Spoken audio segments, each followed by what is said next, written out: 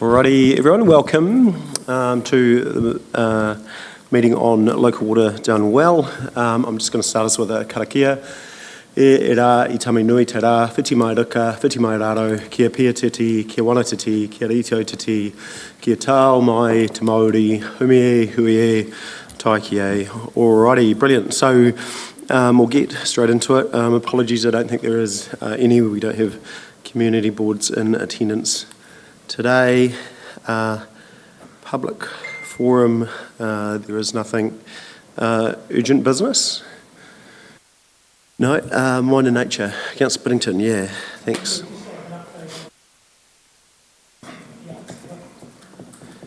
And the lift. Yeah, all good, no worries. Sorry, anyone else on the side? No, all good. Okay, we'll tackle those at the end. Thanks, Councillor Biddington. Conflicts of interest? No. Alrighty, so into the report, 7.1 on page 6, local water done well, deliberations, and we also have in attendance Marlon from DIA. Thank you very much for being with us, and there'll be the opportunity to ask Marlon some questions as well. I'll pass you to you, Mr. Trainer. So the paper's set in front of you. I'll just go through that. So I think after consultation, we went out to the community with three options. Number one being in-house, number two a standalone CCO, and number three being a shared water service organisation with our neighbours. And the results from those, as we know, was about 50.6% were saying go ahead, that they favoured a joint water CCO, about 40.6% in-house, and about 4% were a standalone CCO. The hearings for those were completed last week, and we've included some feedback in the document in terms of responses to a number of the hearings we heard. So now we're at the point where we need to make a decision so as we can get the water service delivery plan completed. I think it's clear that the community, well, a slight majority of the community, and are in favour of a joint water CCO. The problem we've got is our neighbours have all decided to stay in-house. So effectively it leaves us in a bit of a dilemma. So our paper has been written in context of that dilemma of saying our preferred option, our recommended preferred option to council is that our preferred option is a joint water CCO. However, we're going to have to do some work to get there. And I think the trick is, what work do we need to do to get there? The officers have looked at this and they're recommending that we work up our water service delivery plan and have a timeline of getting to a joint CCO, but doing the work in-house while we get there. We did consider whether we go to a standalone CCO, but we as officers thought the alternate of doing it in-house and joining up with our neighbours and taking them on that journey with us potentially was better. But you could go the other way. Just going through the various options. Option one, in-house, it's in our view financially sustainable. We have a headroom for borrowings. We are following our long-term plan to a certain degree, with the exception of this year, where we went 9% instead of 12%. And also we've got a wee issue with our industrial water in terms of getting that repriced. One of the things in our, in probably all options, is how we deal with vested assets.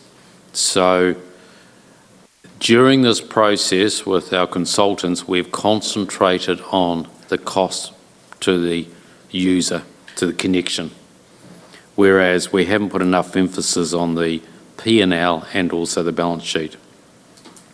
So at the moment we hover around the break-even mark for water, which is what we should do.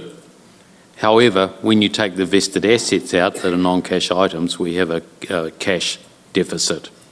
So effectively, we've been borrowing to invest in our assets and the renewals. That's an issue we're going to have to sort out over the next 2 or 3 years. Option 2, the standalone CCO, is very similar to in-house. The numbers are very similar. We had a good look this morning at the cost of the overheads for the standalone CCO, very similar to our in-house overheads. So we think it would be around the $3 to $3.5 million mark of overheads by the time you have accommodation, additional staff, the board, systems, and so forth. Once you do a standalone CCO, you're locked into it. So effectively, that will be our model going forward. However, it doesn't prevent us from inviting neighbours into that CCO, so it becomes a multi-council CCO over time. So both of them will get to the same point if neighbours want to work with us. It's a case of which one do you do to get there. The joint water service CCO, I think we still need to do a bit more work there. While we consulted and it looks fine, it was a 10-year view. I think we now need to look at the next 10 years to make sure that we do have the scale that we require to be successful, no matter who the neighbours are. And to be really honest, this whole thing about local water done well is about getting scale. You need scale for water to really succeed. We know that if you have a in-house CCO or joint water service CCO, they can borrow up to 500% of their revenue. While that sounds fantastic, the actual number is restricted because the revenue is so much lower. Whereas when it's part of a council, the council is giving it that scale through its revenue. So the 280% that we can go up to is significantly higher than the 500%. So it's something we have to think about. We've done a number of numbers looking at those. I think no matter what, no matter what the company looks like, whether it's a joint CCO or an in-house CCO, we've got to make sure that we do go out there 20, 30 years to ensure that it is really sustainable. If we take a short-term measure to it, we may find ourselves in trouble in the long term. I don't think there's any council that's in really good shape around us in terms of water. I'm talking financial. We're in good shape in terms of our infrastructure, but financially, everyone's struggling, and I would suggest that just about every council is relying on getting this scale from council. And what we're going to be careful about is when we join up that we recreate that scale that is needed. I don't think there's anything else I've got to add. Our recommendations are on page 6 of the agenda. So it's receive and note the report and officer commenting on the submission themes and points raised in written and oral submissions. Notes that option 3 is the preferred option, and that is the joint water CCO, but the TDC is unable to proceed with this option at this time due to there being no other neighbouring councils to partner with. So we're standalone. The officers have recommended, rather than going to option 2, a standalone CCO, and again, we can debate that, which one is better.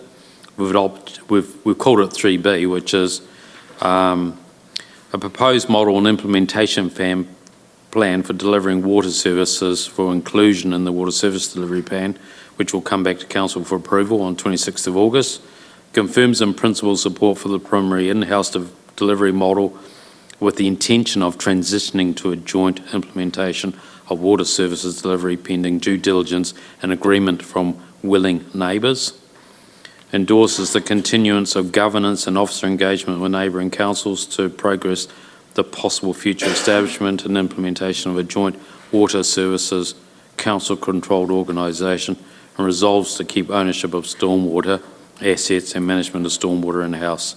So what we're trying to say is we need to keep the journey going and see if we can actually entice and work with neighbouring councils to form the Joint Water Service CCO. So take questions. Thank you. Team, just as far as process, we've got Marlon here from DIA. Do you want to do Marlon at all now, or do you want to do that now, and then we can do questions? Yeah, Marlon, do you mind jumping up? And Andrew, Lester, I wonder if you grab one of the hot seats as well, if you don't mind.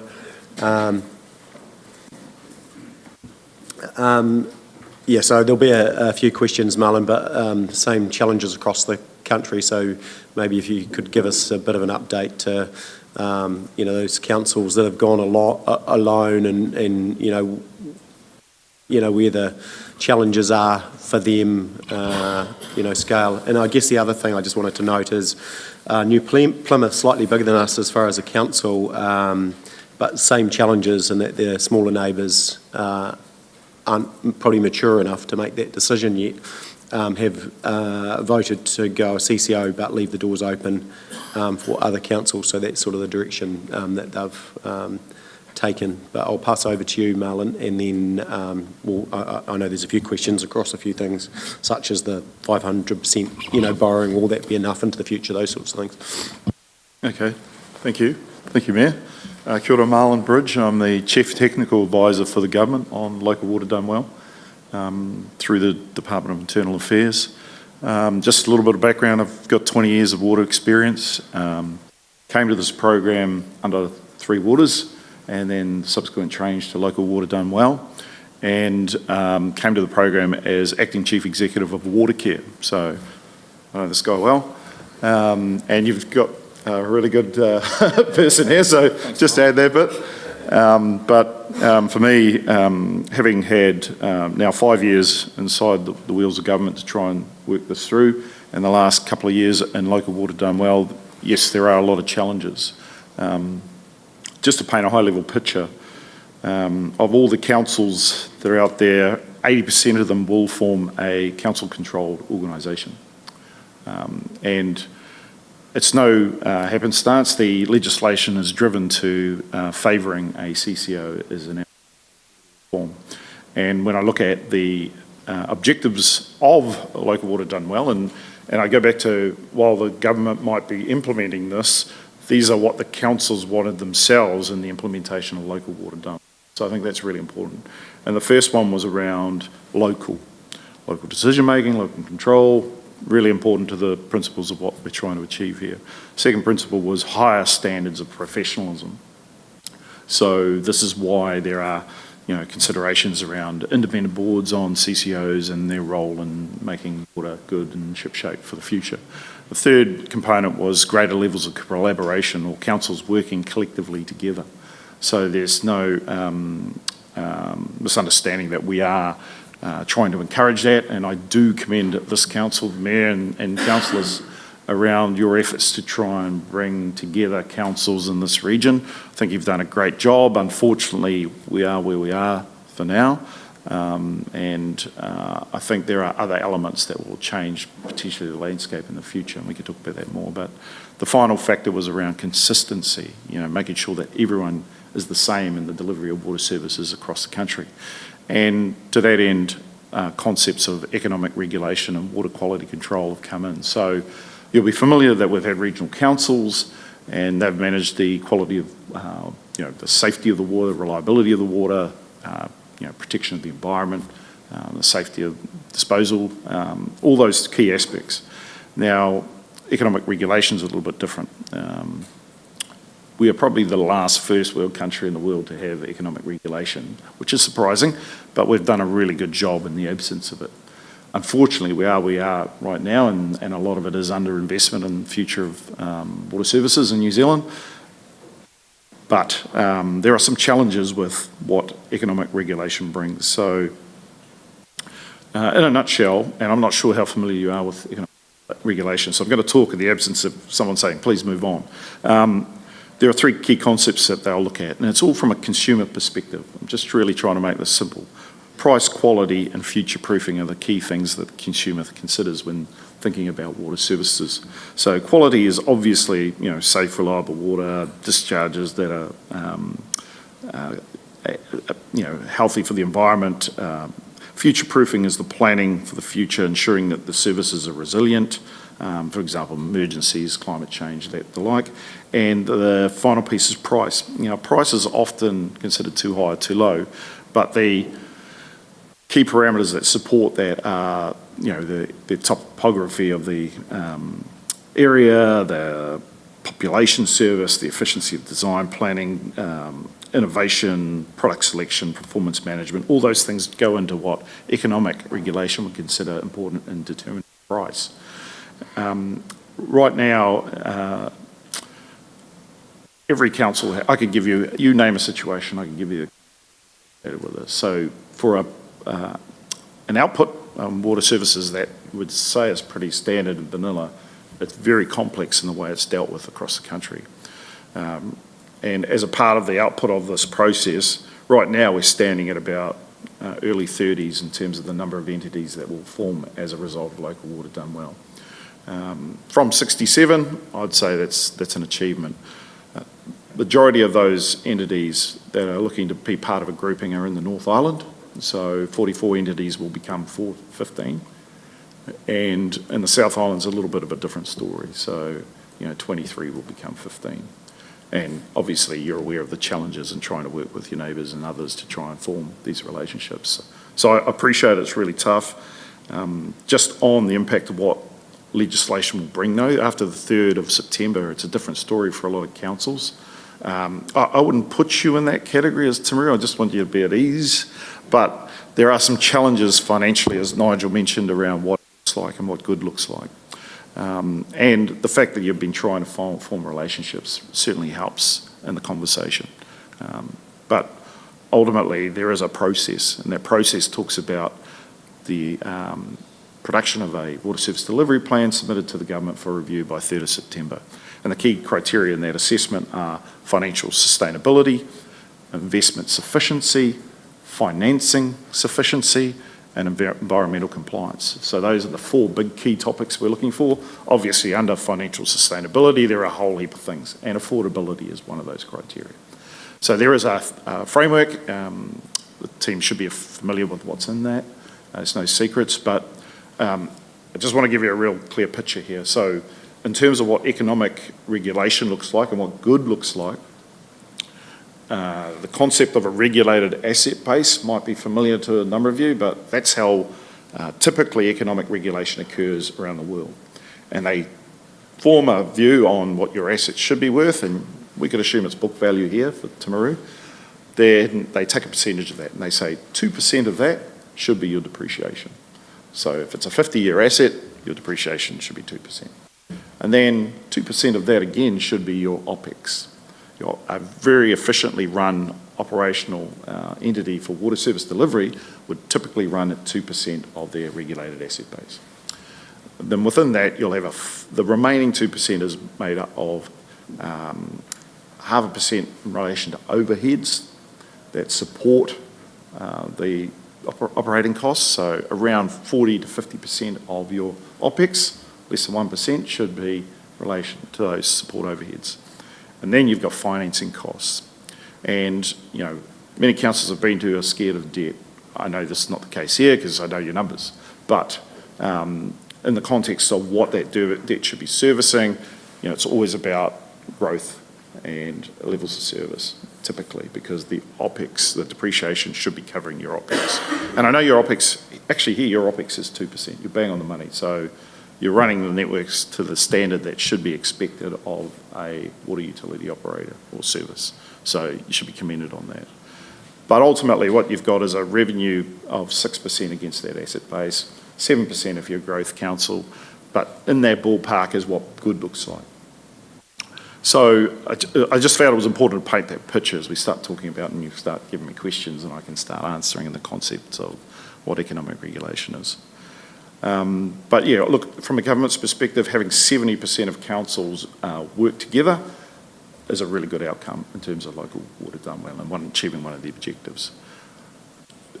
at the end of that, though, there are councils currently in New Zealand that feel they're okay but haven't submitted numbers, the councils that have submitted numbers and are not okay. So we've been supporting councils all the way through on this journey. We've had lots of conversations with Timaru, with Nigel and others around what this looks like, and you've been really good in sharing information, and we've got a really strong relationship. Well, at least I think so. Maybe they're just being nice because I have to sign off the plan, but I think there's a really strong relationship here, and again, I appreciate the support that you've tried to do to get others to work together. But right now, there are councils who will face the consequences after 3rd of September of what the legislation intends, which is a failed water service delivery plan means the government sends in a Crown facilitator as one option. What is a Crown facilitator? A Crown facilitator comes into a council meeting like this and says, I have to solve this problem with you. And they'll go through the options and we'll nut out a plan that gets approved and recommended by the Minister of Local Government. A water service specialist, if that's enacted by the Minister, comes in and you have no control as a council. The water service specialist takes full authority in delivering a good outcome for consumers in the region or in your rohi, right? So just to understand the differences there. Look, I'm not saying that you're in that situation, I'm just painting the picture. I think you're actually okay, but I still need to see the numbers. But, I just wanted to paint that picture. I think it's really important to understand as we start moving this forward. I think you're taking a good position in what you've got, which is, potentially the establishment of a CCO, if I understand that correctly, which then leads you to have future conversations around how you continue to improve services for the people of Timaru. I might rest there and take any questions if that's One, okay. We'll go to you next, Councillor Piddington. One of the questions that's come up over the last couple of days is we form that CCO and you're on that pathway. There's no coming out, and then you have a water service specialist go into a council, and at a point in time they're told to partner with a CCO. How do we put some controls over those partners moving forward? I guess we're in the position, or everyone's been in that position where they could have chosen the direction, but into the future that direction's not going to be available to them. And I guess how do we protect ourselves from, potential partners into the future that we didn't necessarily, choose? Are we allowed to put things into our shareholding agreement that, ring fences our revenue and our debt, etc., or debt headroom, so it doesn't stop us doing what we need to do for our district? I'm just sort of thinking about the protections moving forward, but you still get that benefit for that other council with economies of scale, etc. Yeah, that's a really good question, Mayor. The legislation is enabling for CCOs, which ultimately means you can put whatever parameters as a council you want around it. And you mentioned the right document, which is the shareholders' agreement. There's another called the Constitution. So whatever you put in there, put parameters around that give you security and that the decisions that are made in the best interests of this council. That's probably the best prediction I can offer. No, that's perfect, thank you. Councillor Piddington. I guess my question's around scale. Should have Mackenzie and Waimati joined us, we're a joint CCO, but it doesn't really give us the scale that we probably need for this to work in some ways. And in all your background work, do you have an idea of how many consumers you need for this to actually become efficient?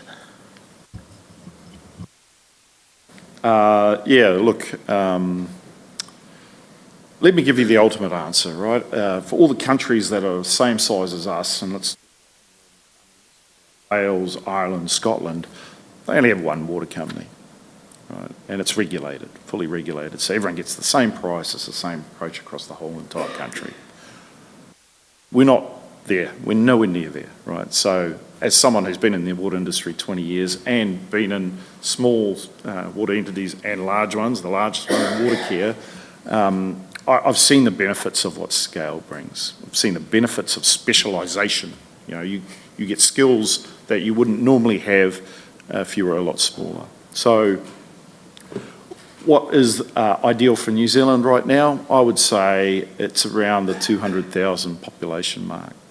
That at least gives you the next level of scale to take some advantage of that.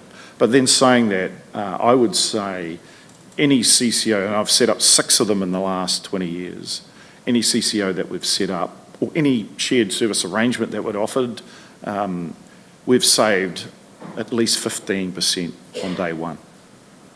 And Watercare in the Super City in 2010, I was one of the 3 people that set it up, that saved 25%. So, and it brought consistency and enabled growth and all these other things that come with it, the specialisation skills that enable it to happen. So, is Waimati and Mackenzie too small a combination? I take the view that any sense of scale and working together is a good thing. Just degrees of success. Councillor, I'll do a follow-up and then Councillor Jackson. Sorry, I guess it's a follow-up. You know, even with them, we'd need Ashburton and Waitaki to get even near that number. I guess my concern is I absolutely see the benefits of it, but right now, on our own, there are costs in us setting it up, putting a board in, doing all those sort of things. So we've told people water isn't going to go up, but really it is, because A, you're getting that scale so you can borrow money to improve things, I get that, but water costs aren't going to stay the same. They are going to go up, even by us introducing a board and all the bits and pieces of 500,000 over, 22,000 ratepayers. There's a cost to that, and I kind of would have liked to seen both the DIA and government who came up with this come in with a stick as well, because we seem to be wasting a lot of time and energy with neighbours that are just sitting out and at some time in the future may have to join us. Yeah, there's a lot in that question. Let me start with... I'll start with the CCO conversation. I previously mentioned I've set up 6. They can range from anything from what we set up at Super City, which would cost 8 million, 12 million. It's all in public record. But that was an entity that had 550 million, $8 billion worth of assets. So it was a reasonable scale. To $30,000 for a small CCO we set up that did some operational work, right? So I think one of the reflections I've seen around the country, and I've said this to a number of the consultants that are supporting councils, is you're being too conservative on the cost to set these things up and too conservative on the savings that could be achieved by setting these things up. So no reflection on the council, but what I've seen is, having 27 activities, when you create a CCO that has a single focus, and I came from one of those, Manukau Water Limited in 2006, I helped them set that CCO up. We saved 15 to 20% within the first year. And everyone would say, hey, but it was operating efficiently as a council organisation. And one of the key drivers of that was specialisation. Again, we were using consultants a lot. So I think there's ways, not knowing the circumstances of what it could mean for you, everyone just focuses on the costs, new directors, all that sort of stuff. There is a council in the north, I'm just saying, make the GM Water the CE and make the CEO the director. There's no additional cost to them of doing that. So it's really up to you as a council what your direction is and what you want to achieve as an outcome of that. I'd also say that the status quo is not a thing anymore. Everyone says it's not going to cost more. Well, actually, the status quo is going to change the way we deliver water services anyway. So economic regulation will influence how water services are delivered, and that will have a shaping on the costs within that structure. Ultimately, economic regulation will get consistency across New Zealand in the way that debt levels, the prices, the service provision levels. So by default, over time, and I'm talking a decade, possibly more, you'll get that level of consistency which will eliminate the various types and manners in which water services will move to its next stage. So I think I'll leave it there for now, but if there's other questions, I'll take them. I think, Marlon too, I think part of this process has been around educating the public, and they don't realise, and I think there's a generation that, think they, probably contributed more than, the reality is. And, the life of our assets across the country is at a state where, we need a massive shift. And this is, the shift, the conversation around, water services, whether it be the last iteration or this one, does need to have it happen. And so I think this is partly around education, because there's so many people around our area that think we've done water, well, and we've done okay. I think we've had great engineers in the past, and we've done all right through governing of that asset. But a lot of that asset is 80 years old and needs replacing, and we need to find a solution to finance that. So interesting challenge. That wasn't really a question. I'll go to Councillor Jackson. Thank you, Your Worship. Hopefully not as complicated as Councillor Piddington's question, but for those people who voted, or put in submissions rather, for the in-house model, from speaking to them and from reading those submissions, it appears that a lot of the concerns are around control and loss of control. And, we've had an iteration on Three Waters from the previous government, an iteration from this government, and there seems to be a lack of confidence, maybe, that we will still have, or the ratepayers will still have some control over local water. Now, I know you have mentioned that there are some controls there for that, future-wise, as far as it not being privatised, etc. But for those people who are maybe watching online, or for those people who aren't privy to that information, can you explain to us what those protections are? Thank you. Yeah, I might just talk a little bit about in-house and what it means, right? So the in-house piece, I get the council feels like they still have control of that, but there is still a need to have some level of independence if you want to continue to have funding through LGFA. They've made that really clear, right? So what I'm seeing around the country right now is independent members going on audit committees, independent members going on infrastructure committees, to give assurances that there is still some level of focus on the right outcomes for consumers. Is that a detraction from the control that the council has? No, because you're setting up robust, consistent frameworks, and not just within this council, potentially across the whole country. Economic regulation is the voice of the consumer. So I think everyone could take solace in the fact that the consumer will be looked after by economic regulation. And, they are scrutinising in the interests of consumers. That's the best way to look at economic regulation. And when I talk about what economic regulation is for an in-house, it will be tough and intrusive. And the reason I say that is, in order to form a view of what water service activities are for a council, especially if it's in-house, they may need to look at the whole council operations to form that view of what the true cost of water is.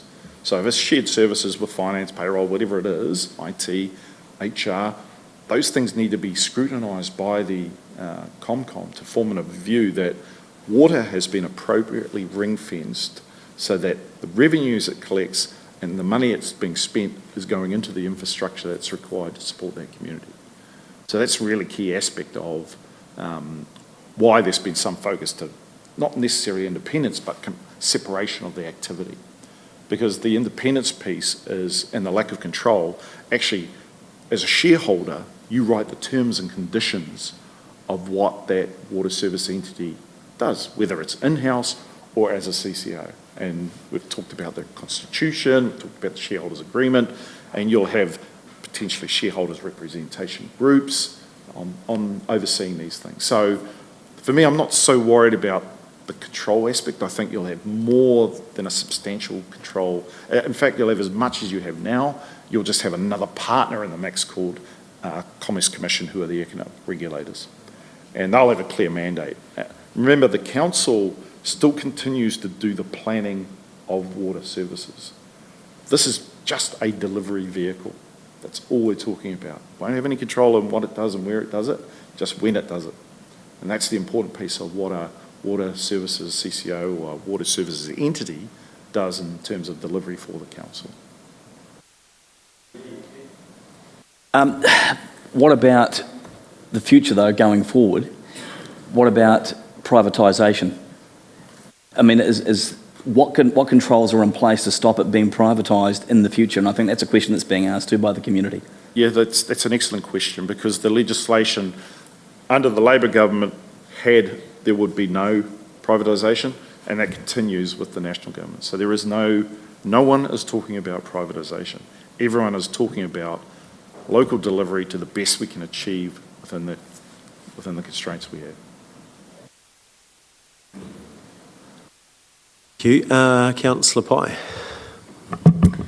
Just a question and a supplement. No, I'm just joking. I have to pick which one. I have a wee list, sorry. So I'm happy to wait if you want to go. Okay. I made a note at an earlier meeting that under current legislation, the water services CCOs are not tax exempt, and I just wondered, where is the government at with that legislation? I understand there's still other legislation that's passed as well. They are still tax exempt. Yeah. Must have heard wrong in a meeting. Oh no, that's good to know. Thank you. Water care is maybe the exception because it was paying taxes, and I think they had to do a variation to the legislation just so that they wouldn't get caught in a tax hole. So if we present a water services delivery plan with a WSCCI starting in July 2027, and in between, with a solely owned one, and in between now and then we're able to form a joint one, or we discover something material that means that in-house is the better option, can we seek a variation to that? Or once we say we want to be a CCO or in-house or whatever, is there no going back? There is a process within the legislation that allows you to amend your water service delivery plan. What we're focused on is what that 10-year period looks like from now. So we're really concentrating on achieving all financial sustainability, investment efficiency, all those things that are really important to achieving that 10-year plan. If it's amended, there is a process by which you can come back in and get an amendment done through the Department of Internal Affairs to then say you can continue to form another joint arrangement with another council. I just wondered why Mr. Traynor did kind of answer this for me, but I'm keen to hear your answer. But why have the DIA chosen to have oversight and ring fencing but not economic regulation of stormwater if it's in-house? Because to me that just adds extra compliant costs for council. And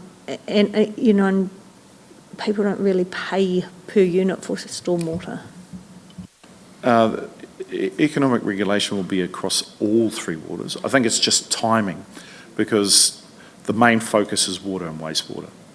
And what you'll see is the legislation and the likes of Commerce Commission and Te Mata Arawai will focus their efforts and attention to that.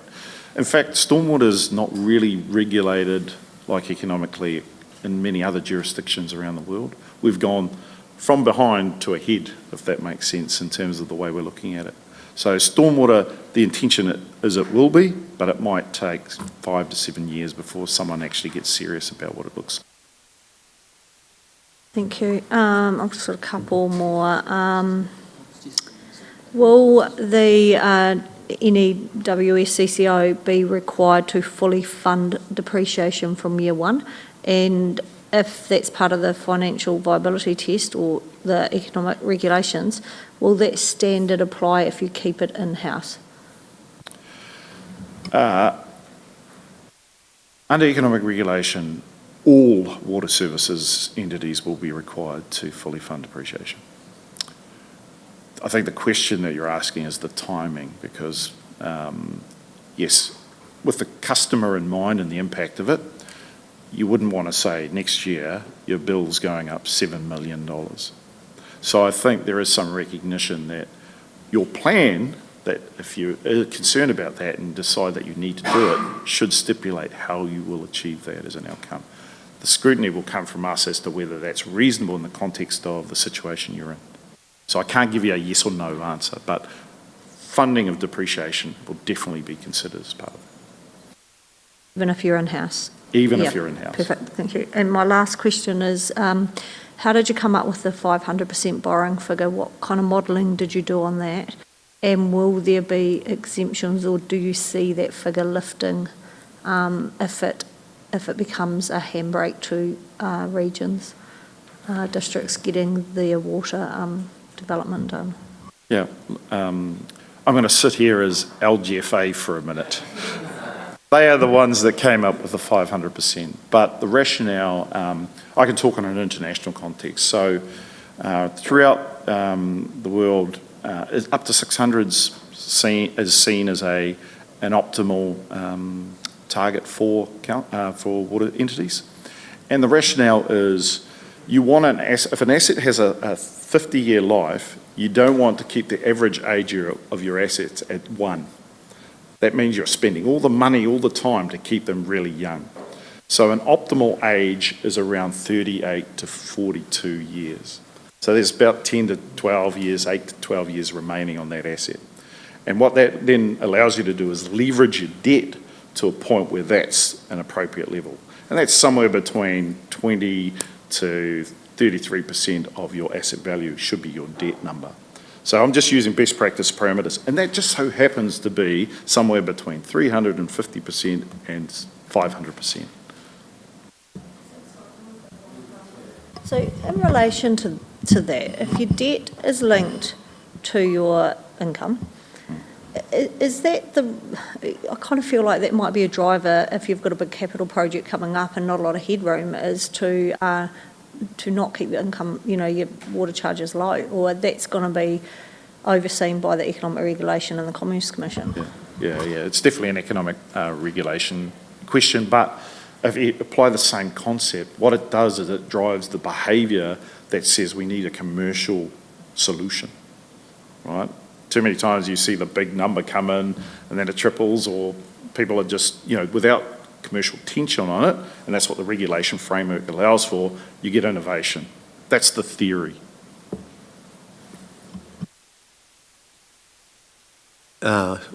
Just the best for the middle of the meeting. Councillor Burt, the floor is yours. Just overlooked again.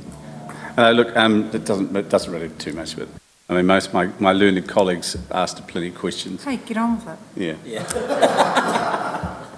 I'm going to take my time now.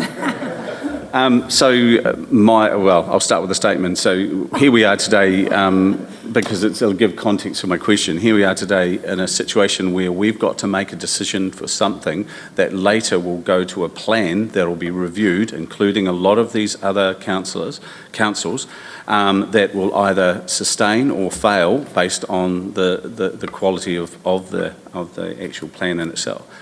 Why has that tension not been put on beforehand, so that before this was done, a plan was put forward so that the intention of this whole process was to collaborate, and yet it's allowed councils just to go off willy-nilly, as we know, set up on their own, and yet likelihood of they're going to fail at the next hurdle. And supplement to that is, what is the issue? I mean, you say that this is there's going to be significant consequences. To what level and what measure, and will they be directed to actually look for collaboration? I like these questions, very very thought-provoking. So if I can restate something that I said at the beginning, which is the whole premise of local water done well was driven from a policy that was delivered by councils and what they wanted to see, rather than this force-mandated approach that the government was taking under Three Waters, right? So with that in mind, the rules for local water done well were established by the councils. The government took a policy and said, this is how we're implementing it. Part of those rules said there was no obligation to share any numbers with DIA before the 3rd of September. And some councils have taken that literally, I've been out for 2 years supporting councils and working with them to get numbers. I've been to 80% of the councils around the country. I only go where I'm wanted, and to date, people have shared a lot of stuff and a lot of information. We've provided feedback, we've set them on a pathway, and for me in the North Island, for example, it's worked really well. They've got a number of collaborative efforts. South Island, not so well, but you'll know more about that than I will. But the whole process of forcing councils to work together, it's part of that DNA of the policy was councils self-select. We'll sort it out. You don't need to tell us how to do this, we'll sort it out. The consequence of that is after the 3rd of September, if a plan does fail, then, well, the government will come in and sort it out. So there is a process that's been followed for the last few years, and I do empathise with the approach you've taken because you've done a really good job to get to where you are. It just hasn't worked out, okay? There will be councils who fail the process, but they are not under any illusion because we haven't told them, because we have clearly said, we're either demanding numbers or we're asking for them or we're working with them to support them through a process. But some of the gaps are significant for councils. And look, I can't preempt an outcome because I don't know what the final numbers will look like for each particular council. So under the previous government for Three Waters, a massive undertaking was dealt to around data from councils, so that you basically did a stock take on their infrastructure and their costs and the funding and everything like that. That work was only a year or so ago. Yeah. You would have access, government would have access, DI would have access to that.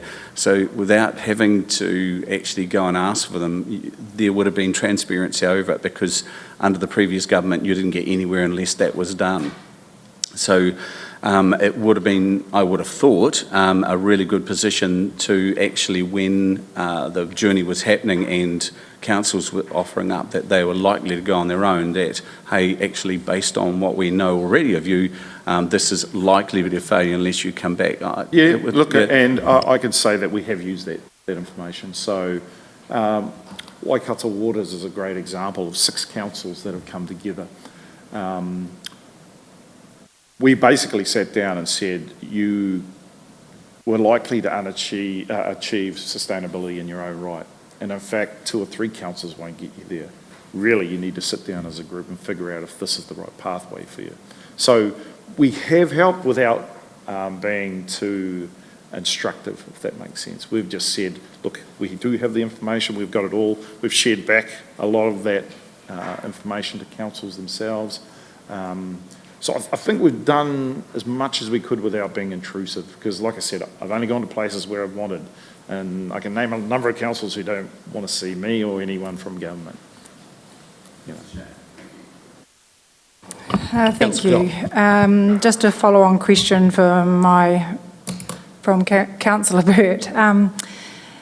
Quite frankly, I'm sick of playing nice with our neighbours, and is this government actually got any balls to intervene? That is my first question, because we've tried to play nice, it hasn't worked, and... I can answer that now. Great. Yes. Second question, I'm not sure if you've seen our 3B option. I am concerned, and I've shared this with Mr. Traynor, that I think it's quite a weak commitment to collaboration.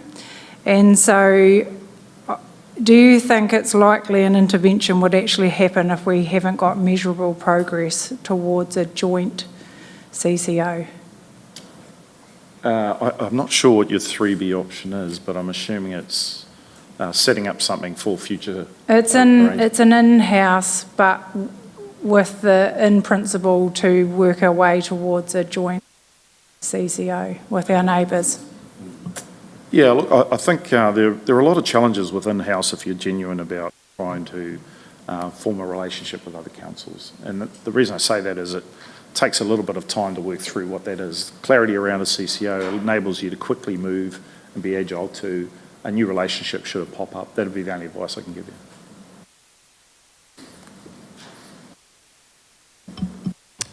I'll just note a couple of things. What's your thoughts around the two waters regarding against three waters? I mean, it would seem logical that you'd just include the whole three in an organisation rather than the two. Well, you guys are well prepped, I must admit.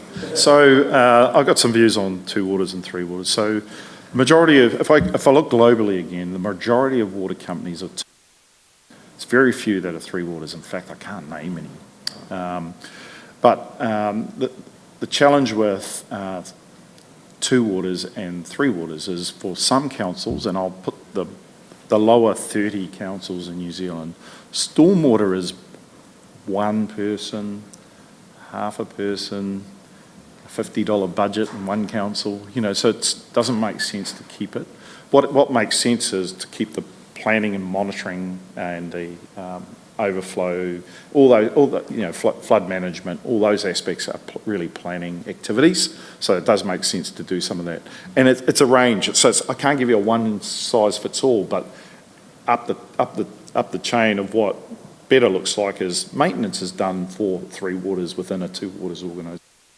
Three waters is done completely excluding planning. So there's a definite curve that says there's some benefits and efficiencies as you go through that. So I don't know your particular circumstance here, but it would be okay to do two waters and keep stormwater in-house. I'm guessing you have size and scale to do that. Yeah.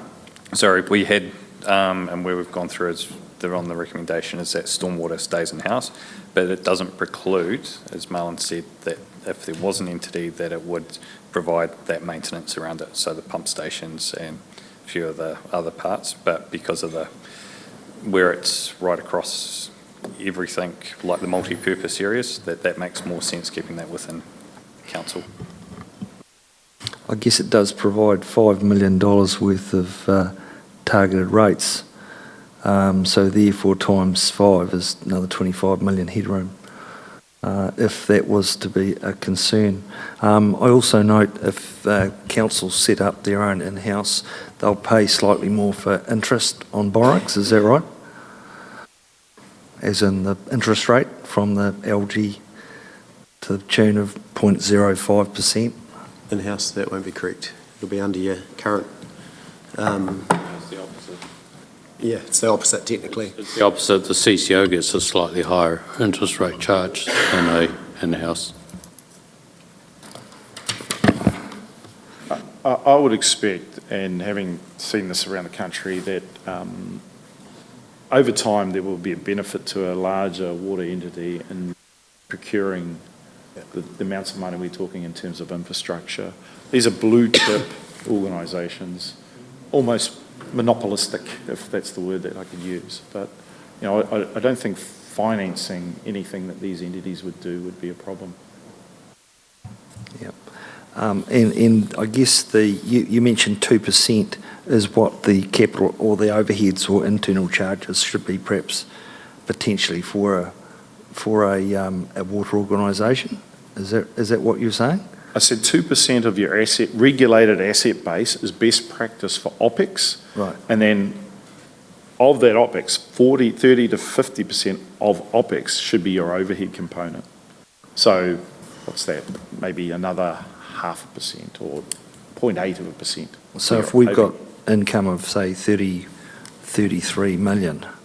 I'm looking at your asset base. Asset base. So okay. I'm saying whatever your asset base is, 6% should be your revenue size. So that's what the Commerce Commission would look at. So let's say your asset base is $1 billion. They're saying you can have 60 to 70 million, depending on whether you're growth or not, for your maintenance of that infrastructure as revenue. That's what you can collect from your consumers. Of that, a third would be depreciation, a third would be OPEX, and the remaining third would be your financing and your overhead supports. That's how you'd make up an efficient organisation. Obviously, that's where you head to over time, but I can tell you a lot of councils are in various positions, anywhere from 1%, which I find really hard to believe, to 10.5%, which is well beyond the parameters of what good looks like. Yeah, okay. Thank you. Thank you. Councillor Burt, and then... Just getting back to the stormwater, So governments, sort of local governments planning for 50, 100-year events is so out of date, it's unbelievable. The investment in stormwater is completely undermanaged and everything like that. It's almost like it's been kicked down the road and it's too hard to deal with. I know for a fact that so many situations where water quality and quantity specific to sources of drinking water are grossly affected by the issue of stormwater. So effectively there's going to be a hand-in-glove proposition for councils to actually look at what are they doing with their stormwater to try and save some of their areas for drinking water quality and quantity and what have you. So I don't know why there is such a separation between them. It's almost like that's going to be too hard because we've seen now with climate change. And exactly what that's doing, and it's almost kicking that can down the road. But many councils I know that are in a position now is grossly affected by issues of stormwater. Yes.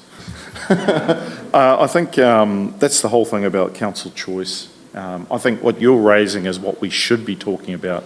The conversations I'm having as I go around the country are just about getting the basics right.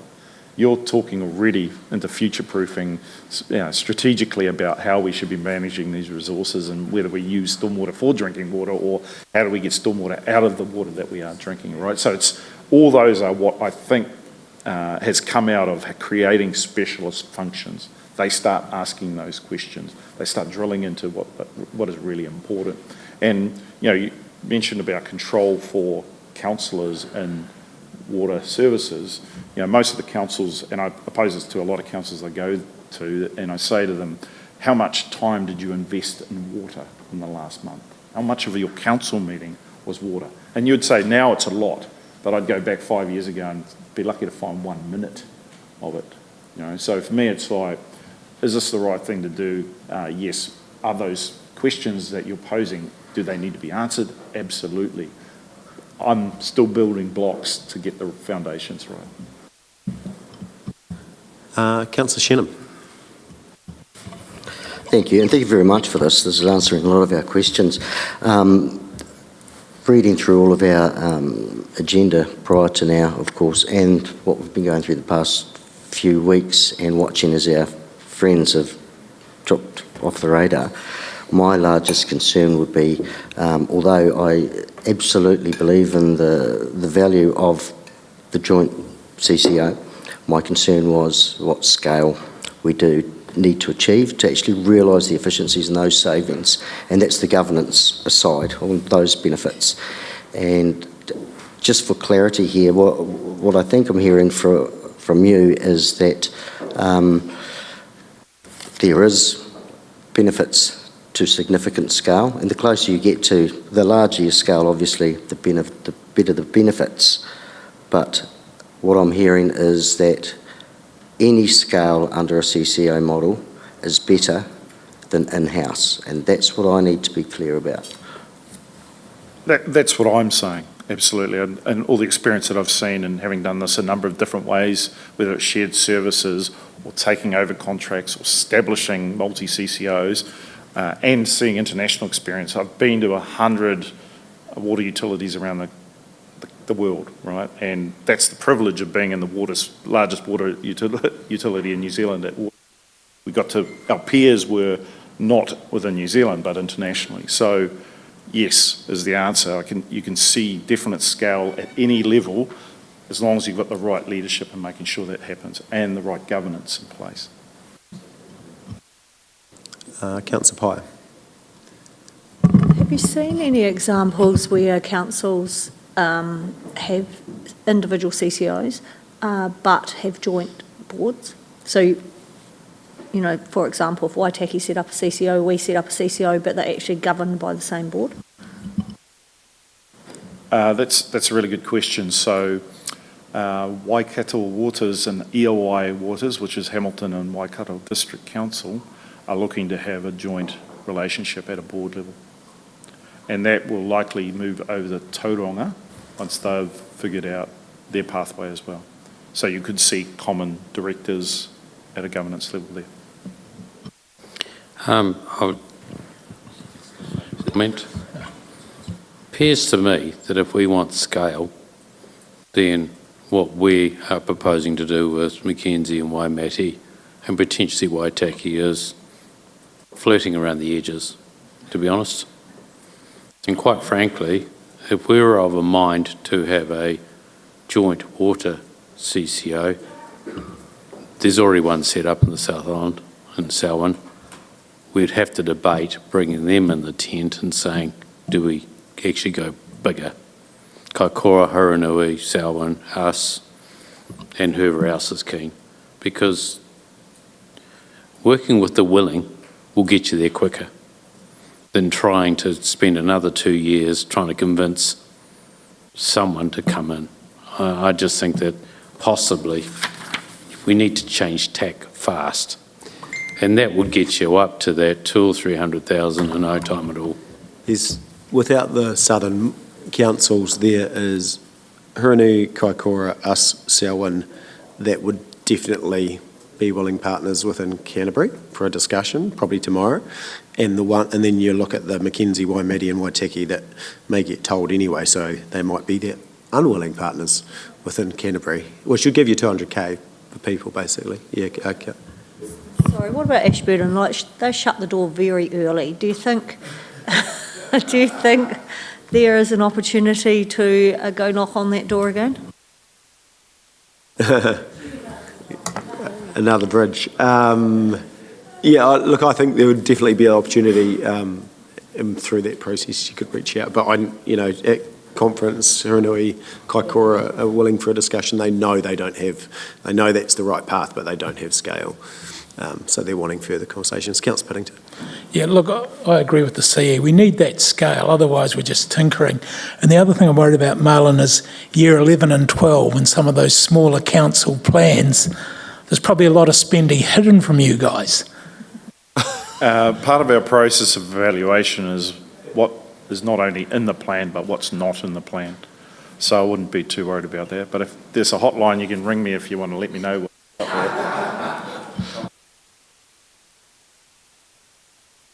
What's in year 11? That's the big question. No, that's cool. Okay, so good discussion. Any further questions before we sort of move toward a resolution? And I've got sort of a change that might, as a starting point, be of value, which I might just email through to Alicia. Yeah, Nigel, will we? We've got questions to the report, so we'll. Well, let's crack into that. Before we go into Perfect. recommendations. Let's crack into that, and I'll get something through for a suggested change. Cool, go for it. Councillor Scott, floor's yours. Yep. And then I'll go Councillor Booth after that. Well, as you know, fellow councillors, I sent through various questions this morning, and thank you, Mr. Traynor, for responding to those. I just have some follow-on questions and some clarifications in the report. If I start with point 15, we talk about supporting growth in urban development. We haven't accounted for example, FDAs in any of our long-term planning. So what reassurance can you give me that our 10-year financial years will actually have some growth in urban development in it? So our 10-year plan is modelled off the LTP. LTP doesn't have it in it, so this doesn't have it in it. Okay, so that I'm flagging that as a real concern to me, that we actually have not flagged growth because we don't have it in our LTP. So that will need to be considered. Thank you. Point 32, we talk about it, and it's in several points, 32, 57 around requiring more resourcing. But if we were looking at an in-house model, and even if we were looking to go to a joint model, and you talk about, crossing over through departments, whether it's HR, financing, could we not have some kind of arrangement with our own TDC to support shared services within it instead of having to go out and employ 15 new people. Like, surely to goodness, we have our own shared services thinking in our head. I think in the short term you can, and then that'll get down to the philosophy of the board and the CE of the water entity. There will be some roles that we will need, like the economic regulator part. I don't think we have that in-house, and that's probably a fairly skilled resource. I mean, every single lines company has one of those. We'd probably need one. Now, we could also approach our lines company and share some of that resource, so that could probably alleviate some of it. But again, if you get scale, you're going to share all that. Yeah. Thinking of our fellow neighbours, we don't need to overcomplicate this. No. But we've got 2 CCOs already. They do a lot of that themselves already. Exactly. Okay, thank you. Point 48.1, we talk about 48.1, page 12. We talk about these, that our forecasts only based on current information, These could change based on policy decisions within council.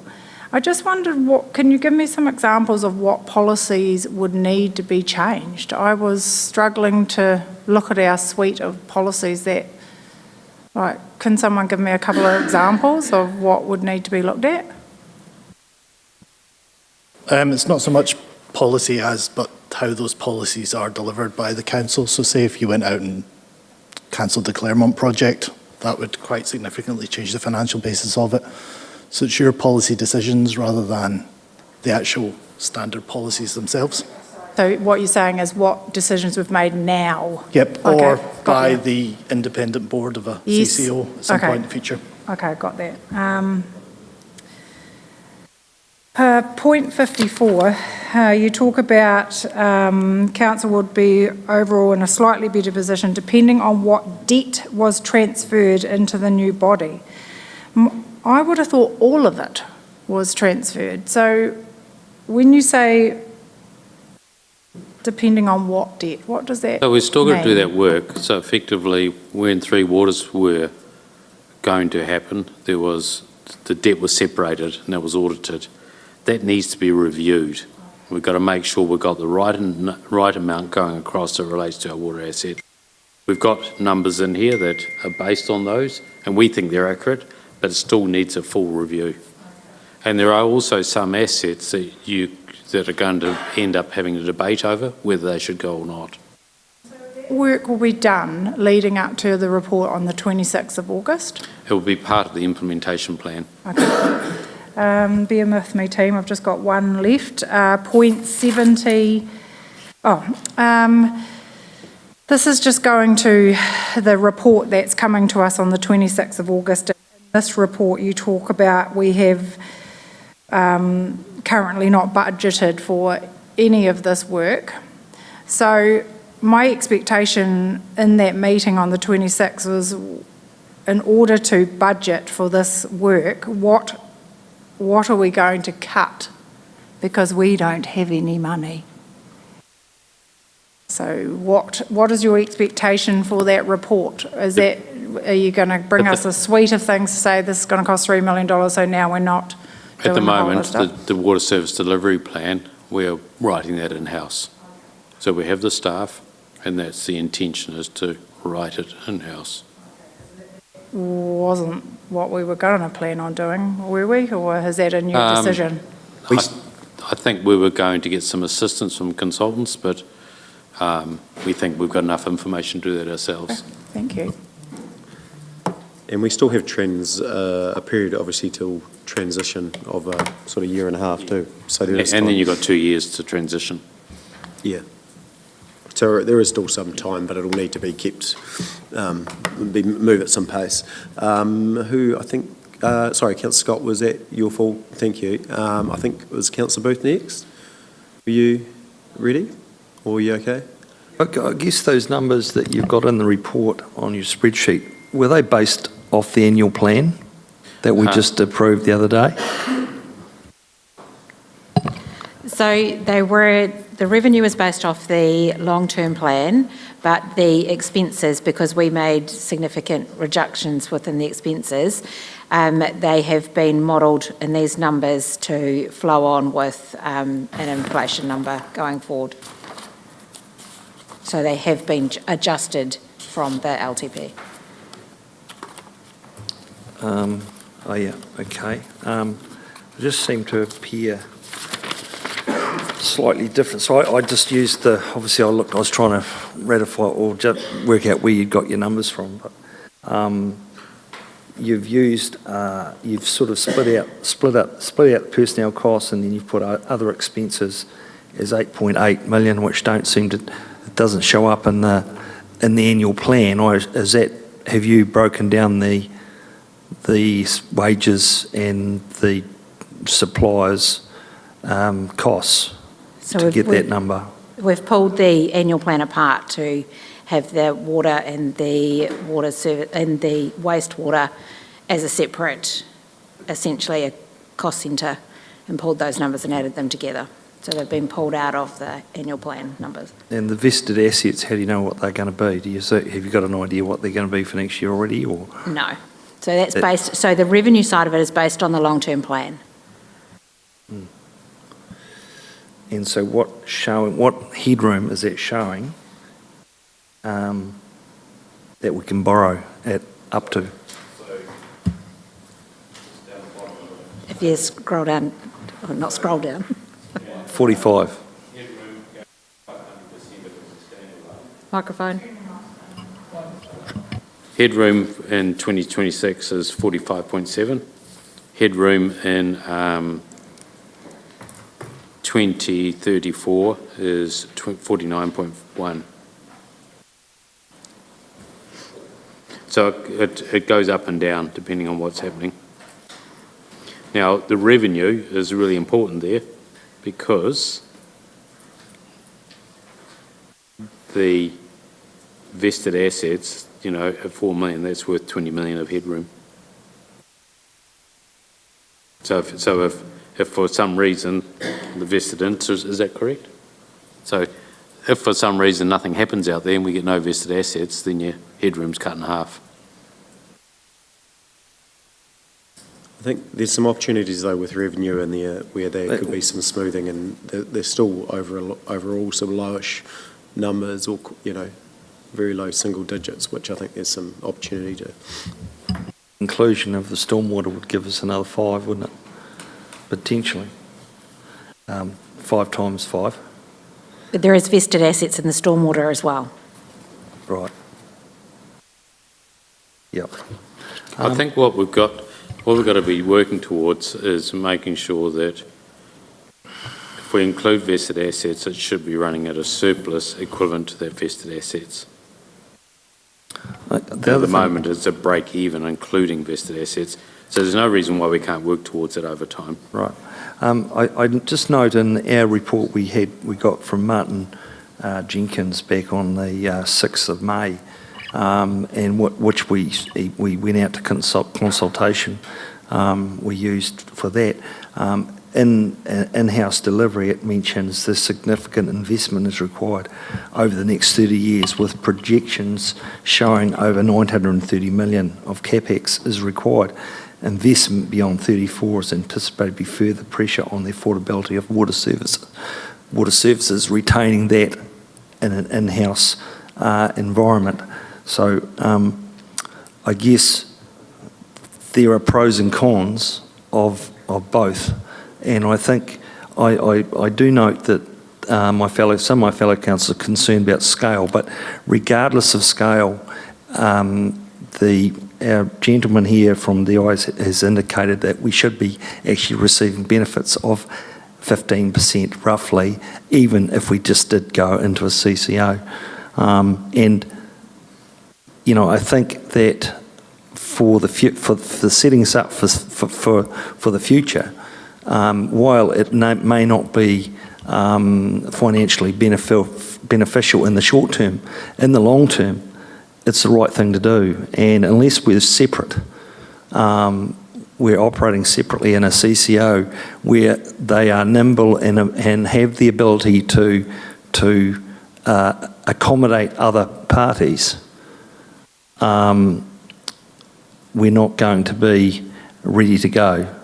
So that's just some of my thoughts, and I'm still, concerned about some of the numbers. I don't think it matters whether they're in-house or got a CCO with that issue. Because of that number, there's going to have to be a really strong asset management plan put over the top to make sure that number is right. Because no matter where you are, if it's 930 million, the headroom isn't there for that. It's going to be pulled back considerably. Yeah, every option in this report by Martin Jenkins indicates that there's some form of saving into the future, even with TDC just going it alone as an independent CCO. The only one that doesn't show any benefit is actually the in-house option. So I can only assume, we supplied those people the numbers, so why, and we went out for consultation with using those numbers. So the in-house is their base. They use that as their base number. The savings they've included in there is only 1%. So no matter which one you choose, you should be able to do better. Okay, so of course, they're saying 1%. They also told us it was going to be 9 million to set up the CCO. I've got another report here in February indicating it was going to be 2 million. Here we are.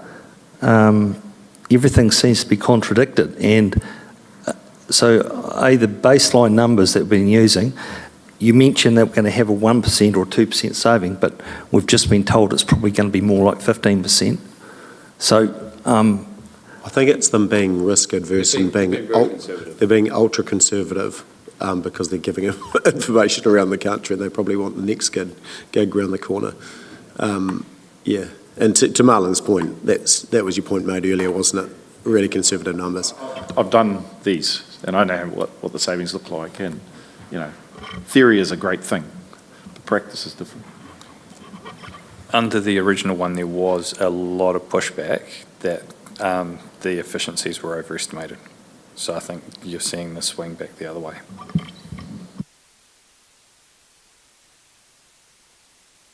Where did I get to? Councillor Shannon, and then we'll go Councillor Piddington, and then Councillor Parker.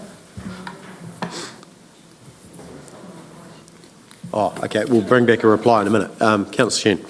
Oh, it's just a question regarding the, the numbers that we obviously submit with the plan over that period of transition for the next 2 years, when we're working through our annual plans until we are effectively a standalone whichever way we go, and our ratepayers are being invoiced by a CCO, for example.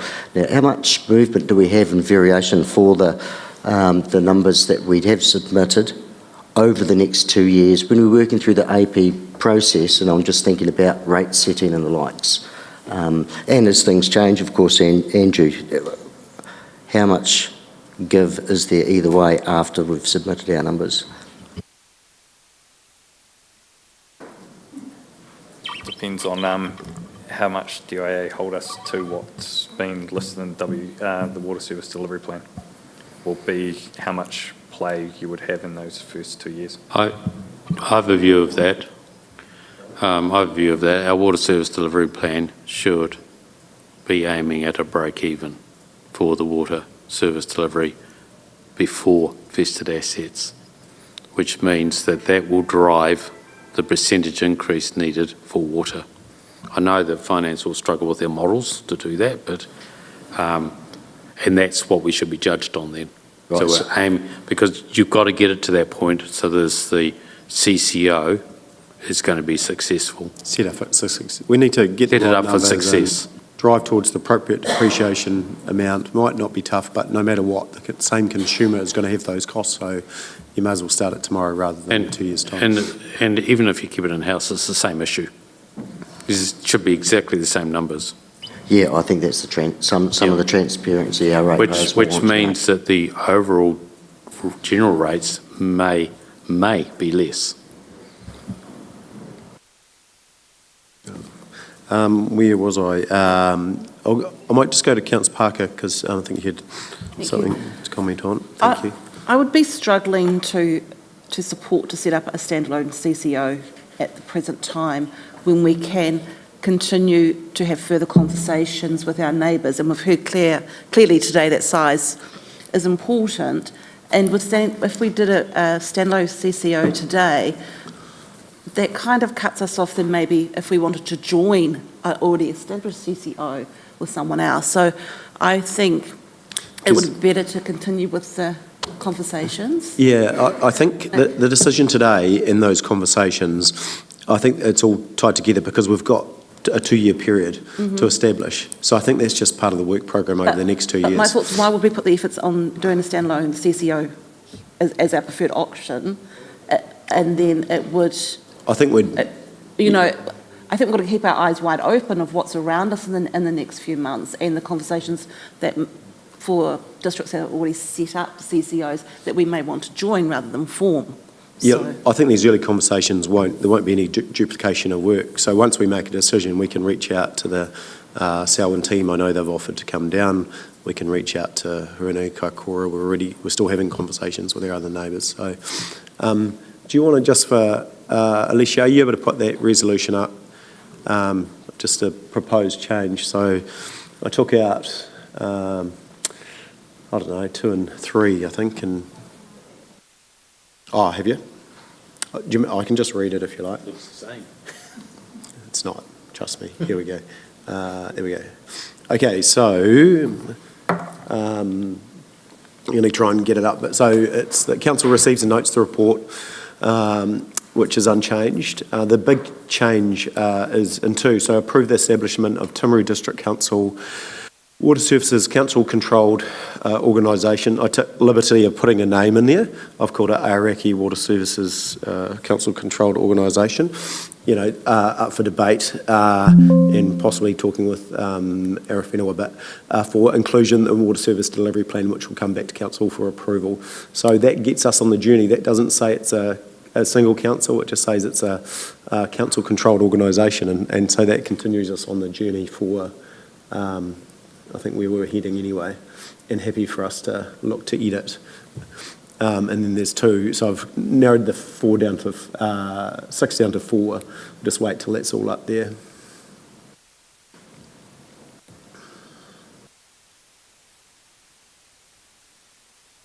Never been so much suspense in a room. How exciting! No, 100%. I'd like to move that. No, I just. No, it's just the first iteration. I just thought that. What is number 1 and 2?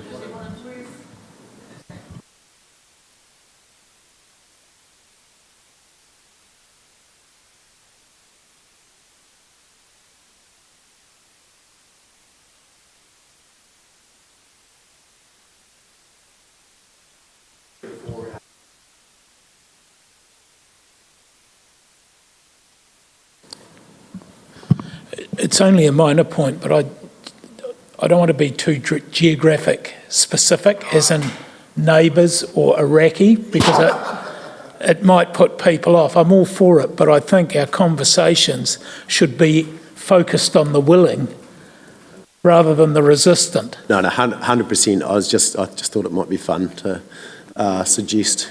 But I do agree with you, Councillor Whittington. We don't need to name anything today. So this is implying a standalone CCO. So That's this what you're implying with this? Yeah. So this is a water services control council-controlled organisation. So it's continuing having those conversations with all the partners. It's the same journey, no matter which way you put it up there. It could end up with 1, but it could end up with 5. So it's to have those conversations.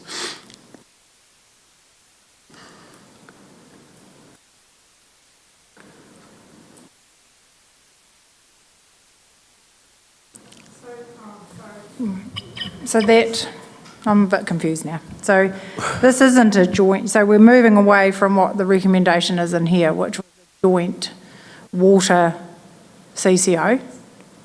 So what you're wanting is a standalone, which is... No, that's not this. This is that we confirm that that's our preferred option, and that so no matter what, we're going for a CCO, and we're off to the side, we're working towards getting those partners, which is the 3 and 4. Happy for amendments. This is just a starter for a conversation. Which means that number 2 of the original, take the note off and just be quite blunt. That option 3 is the preferred option. So put back in number 2, which is quite blunt, and it says that option 3 is the preferred option, but we can't do that at the moment.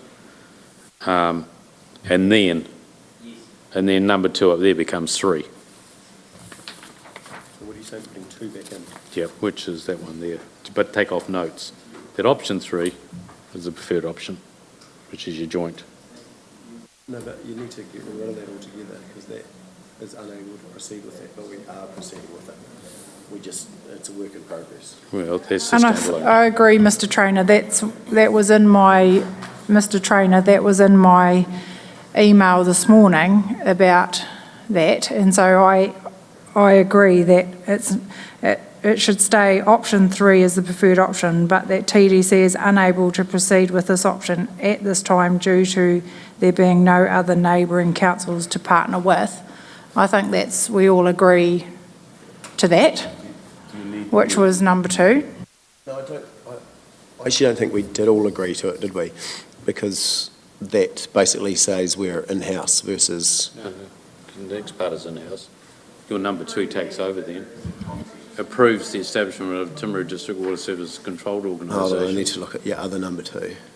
Put out a consultation saying that was a preferred option, and I agree with Councillor Scott that I'd like that resolution to remain in there. It sends a clear message that our preference is to have a joint one, but it's not possible. No, sorry, and my reason for this, to include the Aoraki part of it, was that it's joint. I get that. I think we need them both, though. Yeah. So maybe we just need to amend this to say that it is a joint. Yeah, so I get why you think this is a standalone, but to me this is a joint. No, I understand that.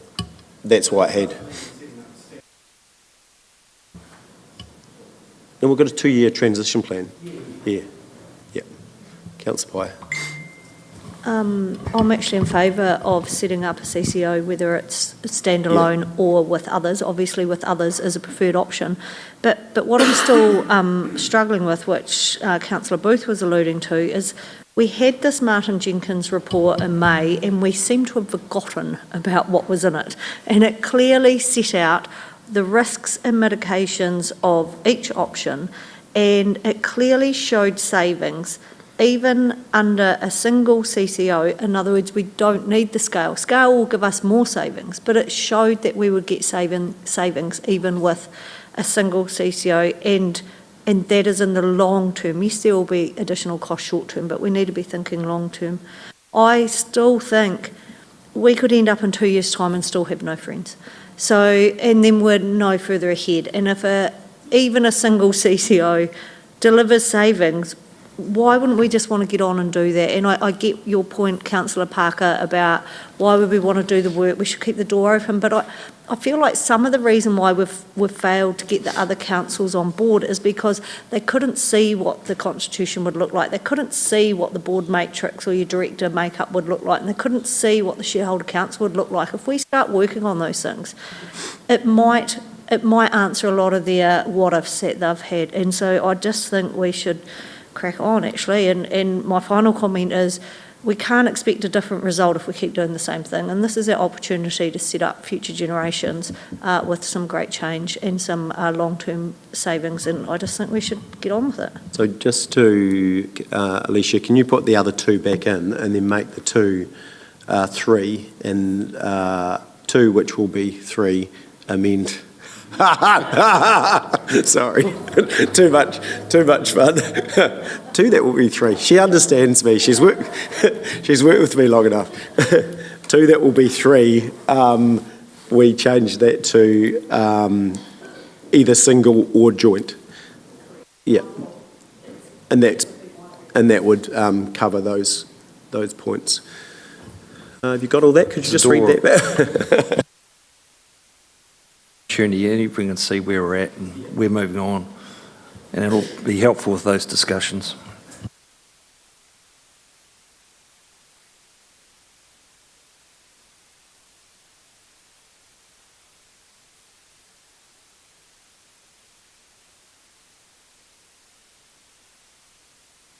The old two So stays as two. So the old two, bring that back in first.